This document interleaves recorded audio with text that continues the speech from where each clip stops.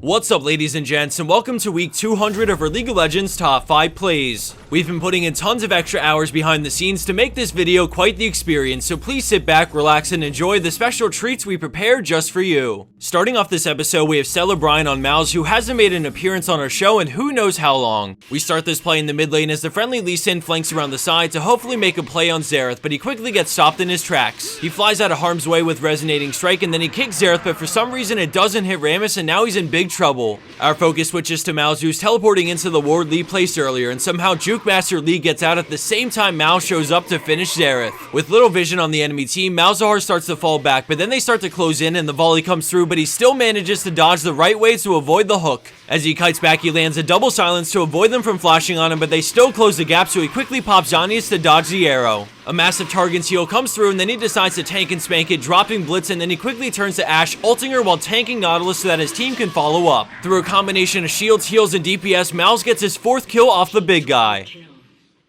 Moving into our number 4 spot, we have Jon Snów on Jinx, coming up huge in the bot lane thanks to amazing synergy with her support. Right off the bat, we see the bull run in, getting a nice pulverize, but then all of a sudden Jarvan is here, and they know he's here because of a ward, so they go into full retreat.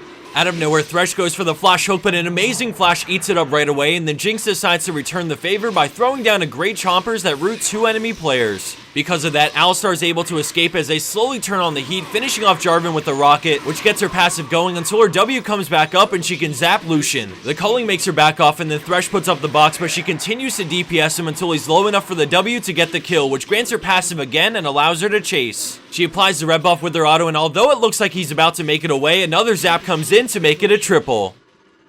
As we just saw, synergy can make incredible plays come together, so although MK Anubis submitted this next clip, you can't give enough credit to the rest of the team for being instrumental in this play. Thresh hides in the fog of wars, the enemy team make their way down mid. From the shadows, the hook emerges, finding the Tristan as he flies in, and Orianna shields him straight into a massive shockwave on all 4. Fiora ults, followed by the empowered rockets from Heimer to burst down the enemy team's front line. Zyra and Evelynn go into full retreat, and although it looks like they've created a big enough gap, blue team is bloodthirsty and not ready to give up on the chase. They stay right behind Zyra, and then Thresh begins to tower dive, throwing out an incredible hook that somehow connects on Zyra instead of the creeps, which leads into a final kill and then the tower right after. Moving forward and into our number 2 spot, we have foreverhin with a game-changing play on Azir. Although this champion isn't the most likely to execute a flank strategy, foreverhin has a couple of tricks up his sleeve. While the enemy team push into his base, he comes around from the back and puts up his turret to force them into an awkward situation. Blue team have inferior positioning, so they decide to go for Azir on the way out, but he denies them with a wall of soldiers, setting up Yasuo's last breath while blocking off enough of the lane to force the fight. The friendly Wukong knocks up multiple players with his ultimate, while Azir does what damage he can, in addition to the turret that continues to fire away. He flashes out of Anivia's ult right as it ends, but at this point the enemy team is on the run, and although they can't quite swat the bug, Wukong is able to chase down Anivia for the kill. And for our number 1 pro play for this week, we have DeadAlien LFT on Amumu in a challenger elo game. With everything nice and even in terms of gold, the next big team fight will go a mile to decide who will become victorious. He works his way close to the fight and hides in the fog of war until he finds an opening as we freeze it. He comes flying in with Bandage Toss straight onto Corki, and once he's there, we see an instant flash to reposition in the center of red team. Without hesitation, Janna and Alistar are looking to make their way in to fight side by side with the Mummy, while Jinx leads in with her rocket. Amumu lands a devastating 5-man Curse of the Sad Mummy, which locks down everyone and leaves the enemy's most valuable champion, Corki, wide in the open for Ahri to follow up on. Through a combination of the amazing engage and instantaneous follow-up, red team definitely won't last long as we dial back to watch the full team fight unfold. Bandage Toss lands into the flash ult, followed by the immediate charm from Ahri, and then the flash WQ from the bull, locking them down and getting 2 kills right off the bat. One by one, enemy players start to go down as everyone takes off in different directions, but it's no use because Amumu's team crushed that fight so hard they have nothing left to escape with. After that extremely successful team fight, Amumu definitely has nothing to be sad about as they get Baron right after and move one huge step closer to victory.